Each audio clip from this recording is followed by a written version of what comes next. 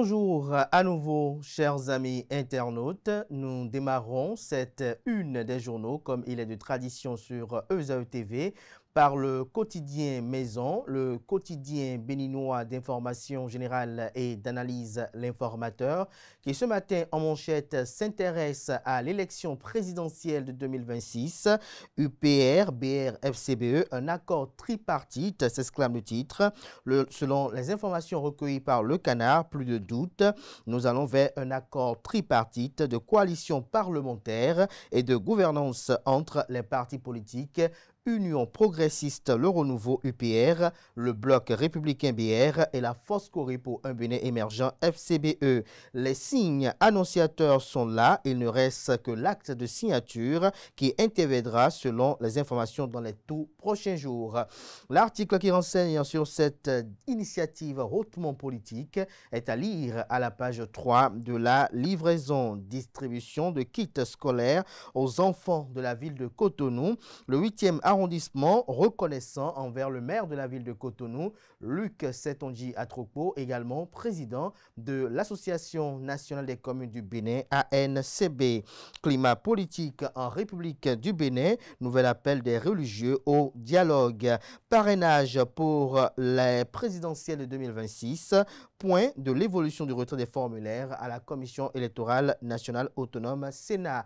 À l'oreille droite, on peut lire Journal École, Gani 2025, les temps forts, un titre qui convie les fidèles lecteurs à découvrir dans les colonnes de sa parution les différentes productions journalistiques du jour des étudiants en formation sur les différents campus de l'ESAE, l'école supérieure d'administration, d'économie, de journalisme et des métiers de l'audiovisuel ESAE qui est présente à Cotonou, à Boumé-Calavier-Parakou.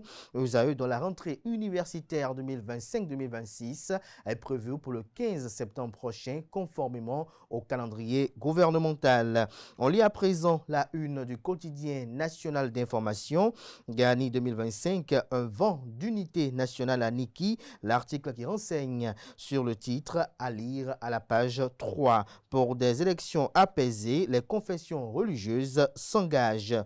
Fraternité à présent, pré-rentrée 2025-2026, le préalable des fournitures scolaires, les stands de vente annoncent les couleurs, les détails sur le constat de la rédaction aux pages 2 et 3. Revisiter les rôles de nos hommes politiques, autorités politiques et citoyens, quel relationnel, c'est une opinion dont l'auteur et le contenu sont à découvrir à la page 10 de la proposition. Le matinal, occupation anarchique des espaces publics, le ministère de l'Intérieur et de la Sécurité publique hausse le ton. La police républicaine instruite pour rétablir l'ordre. Le Canard fait savoir que le ministre de l'Intérieur et de la Sécurité publique, Alassane Seydou, a, dans un communiqué publié le lundi 8 septembre dernier, instruit la police républicaine à faire libérer les espaces publics, les routes asphaltées et leurs trottoirs anarchiquement occupés, à mettre fin à la circulation des véhicules à bras et à la divagation des animaux domestiques dans les villes. Il a demandé également aux forces de l'ordre d'agir de façon coordonnée avec les autorités communales et locales. Lisez des détails sur le dit communiqué à la page 11 de la proposition. Élection de 2026 au Bénin vers des accords entre FCBE, UPR et BR. Matin libre à présent, ralliement à la mouvance. FCBE, le bétail dans l'enclos. Une comédie politique enfin assumée. L'article à la page 3 de la proposition. Élection générale, tractation à la mouvance, Moël Bénin, Renaissance nationale, c'est minus ignoré, l'article à la page 3. Jupiter, le devoir de l'exemplarité, le Bénin et le livre sous Patrice Talon, bilan de 9 années de politique de lecture publique 2016-2025, des précisions aux pages 3 et 4. Présidentielle de 2026, le parti Les Démocrates célèbre ses députés et dénonce les manœuvres de la mouvance. Le premier quotidien économique du Bénin, l'économiste ce matin manchette, parle du changement à la tête de la Banque africaine de développement BAD. Un nouveau souffle pour l'Afrique, fait observer le journal. Mise en place du cadre de financement vert, le Bénin mise sur une économie résiliente et durable. Le grand matin à présent, lancement des travaux de construction de l'espace des anciens parlementaires du Bénin. Bientôt, un sanctuaire pour la mémoire démocratique et le dialogue intergénérationnel à Sakété. Le quotidien spécialiste des questions éducatives éducation ce matin, deuxième du Bénin au bac 2025. Raoul Ananou, l'altruiste heureux. Retrouvez des détails aux pages 4 et 5. Les 4 vérités communiquent ce matin manchette. Démission du MPL, Mouvement populaire de libération, du cadre de concertation de l'opposition. Une décision réaliste et salutaire du président Expérience Tébé. Des raisons qui confortent la position du MPL à lire dans les colonnes de la parution de ce matin du journal. Chronique de Christelle Houdongo Alioza, présidente de la dynamique CHA, la compassion, une force qui répare. La tribune est à lire à la page 2 de la proposition. L'emblème du jour présidentiel de 2026 au Bénin, Romuald Ouaddahi fissure l'opposition. De quoi parle le titre? Lisez l'article à la page 3 de la livraison. Le pays émergent soutient tous azimuts à la candidature de la mouvance présidentielle. Romuald Ouaddahi face au piège des soutiens factices.